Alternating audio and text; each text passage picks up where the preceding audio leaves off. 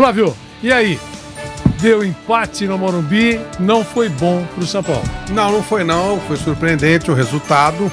Foi um jogo bem complicado pro São Paulo. O São Paulo atacou muito, teve muita posse de bola, mas teve muito erro técnico, teve muito erro de passe. E num deles o Vasco fez um gol, se fechou ainda mais.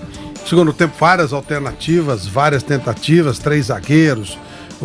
Depois de um certo momento, só tinha um zagueiro jogando. O Daniel foi jogar até de lateral direito, várias alternativas, mas o Vasco se fechou bem, foi bem. E não dá para dizer que o Vasco não mereceu o resultado, não. Ele arriscou o que podia, né, dentro das suas limitações. Um resultado ruim para o São Paulo, 37 pontos. Continua com a mesma média, a média mais alta do Campeonato Brasileiro, 64,9. Tem 3 jogos a menos, né? Mas perdeu uma boa oportunidade. Era um jogo para fazer 3 pontos. Queremos ouvi-lo, Nilson. Empate no São Paulo, no Morumbi. Diga, Nilson. Vanderlei, é assim mesmo. O São Paulo é um time que oscila demais, né? O mesmo time que ganha do Flamengo 2 vezes, empata com o Vasco da Gama, que é muito inferior tecnicamente ao Flamengo. Aqui, Nilson, os vascaínos estão dizendo exatamente isso. Não somos o Flamengo, não. Então é aquela tal história. O Vasco é tecnicamente bem inferior ao Flamengo e o São Paulo é um time que oscila. Mas todo aprendiz é assim, oscila, técnico, jogador aprendiz. Eles vão oscilando até chegar a um patamar de grande nível. Isso é normal que aconteça no São Paulo. Eu não tenho nenhuma surpresa em relação ao resultado de hoje, não. Vai jogar com o Vasco, vai atropelar. Não, é a história do Vasco, é a camisa do Vasco. Tem bons jogadores no Vasco. A linha de frente do Vasco, por exemplo, jogadores perigosos. Tem bom jogador no meio campo. Então, e a história do Vasco? Não é só chegar e passar por cima do Vasco da Gama como se fosse ninguém. Então o Vasco dificultou a vida pro São Paulo e o resultado foi justo. Justo por quê? Porque o São Paulo não teve competência para ganhar o jogo. A competência que apresentou ganhando os 2 jogos do Flamengo não apresentou hoje contra o Vasco. Então não tem que chorar. Vai chorar em cama quente. Porque o empate foi absolutamente justo e normal para um time ainda aprendiz. Ainda em formação. Diga, Espímpolo. Vanderlei, o São Paulo não fez um grande jogo. Hoje, longe daqueles jogos de maior inspiração que vimos já acontecer. O São Paulo depende do brilho individual de alguns jogadores. Hoje o Igor Gomes não jogou bem desde os primeiros lances no primeiro tempo. É o que eu disse, informação. Igor Gomes, Brenner. Então, o Brenner hoje o Nilson nem falou o nome dele. Sara. O Brenner mal tocou na bola hoje. O Luciano jogou o que ele vem jogando, né? Mas não adianta você depositar só nos mesmos que eles joguem sempre e carreguem o São Paulo, né? E o Daniel Alves é bom jogador, regular, né? Como vem jogando. As alterações que o Diniz fez não surtiram efeito. O Vitor Bueno entra com sono, Vanderlei, sabe? E pior que o sono dele passa pra nós, sabe? Você vê o Vitor Bueno entrando, já dá a impressão que ele vai dormir, vai cochilar. Se chover, ele enraiza. O Trellis é fraco.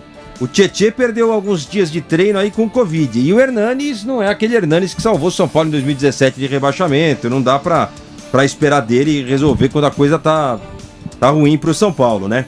Mas não é nada desesperador, não. Não adianta achar que o São Paulo também vai enfileirar todo mundo e partir daí pro título, que ele vai trombar de frente com times que são piores do que ele e vai enroscar.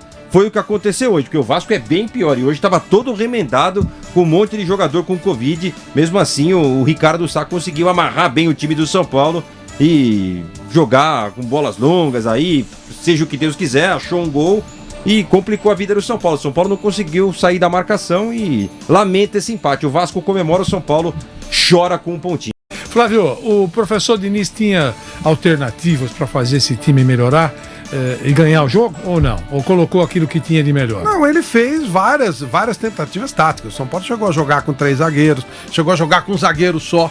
Tirou o Léo Pelé e colocou o Hernanes, colocou o Daniel de lateral direito, fez várias mexidas no time, várias. Mas não era um dia legal, não funcionou, as coisas não saíram como se esperava. No segundo tempo jogou sem o Luan, sem aquele cara que dá estabilidade defensiva, jogando mais ofensivamente.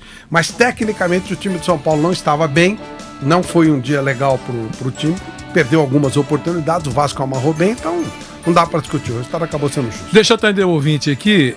Você pode ligar para cá, 2870-9707. 2870-9707. Só um segundinho, ouvinte. Diga, Nilson. Não, o professor Diniz fez o que pôde. Até o chiliques à beira do gramado. Tudo que ele pôde fazer, dentro do limite dele, que é um limite de aprendizado, ele fez. Até o chiliques à beira do gramado. Ai, meu Deus. Alô, boa noite. Boa noite. Quem fala? Carlos Manzano, aqui do Chile, Santiago. Você está em Santiago, né, Carlos? Queremos ouvi-lo. Você torce para quem?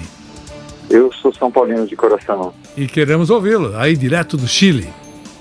Lele, o que eu vejo nos últimos jogos aí de São Paulo contra times pequenos é uma dificuldade em furar a defesa do adversário. Você acredita que esse esquema do Diniz não está funcionando muito para essa zaga mais pesada, essa zaga mais fechada? E aí, Flávio? Sim, é mais difícil, né? Entrar em zaga fechada é um problema que a gente tem no futebol brasileiro de um modo geral, né? Até no futebol internacional, muitas vezes. A dificuldade para você penetrar, é simples. Brasil e Venezuela, se é a seleção brasileira. Time fechado, jogar, entrar é muito difícil, é um trabalho muito difícil. Você tem que correr risco, você se expõe. E no jogo contra o Brasil contra o Uruguai, por exemplo, ele acabou jogando com facilidade. Só para fazer uma comparação, sem querer comparar nível de jogador. Mas o segredo realmente de um grande time é tentar furar a zaga, tentar. Os times estão fechados, você tenta jogar pelo lado, você depende muito da individualidade, de alguém que dê um drible, que faça uma jogada diferente, um erro. E o Vasco errou muito pouco hoje. É isso mesmo, é um problema geral do futebol brasileiro e diria até no futebol internacional. O Vasco está na maior pindaíba também, né? Tá mal. Politicamente, não tem grana. Enfim, tá na maior pindaíba. É bom deixar claro, né? O Vasco... Mas tem a camisa, tem a história, tem a tradição do Vasco. Tudo isso precisa ser respeitado num jogo desse. Não pensa que São Paulo ia chegar pra cima do Vasco e atropelar o Vasco, não. Aliás, eu sempre vejo assim, pouquíssima diferença de um clube pro outro. Não tem esse negócio de patamar tão diferente, não. Eu acho que é uma pontinha superior e só. E olha lá, hein?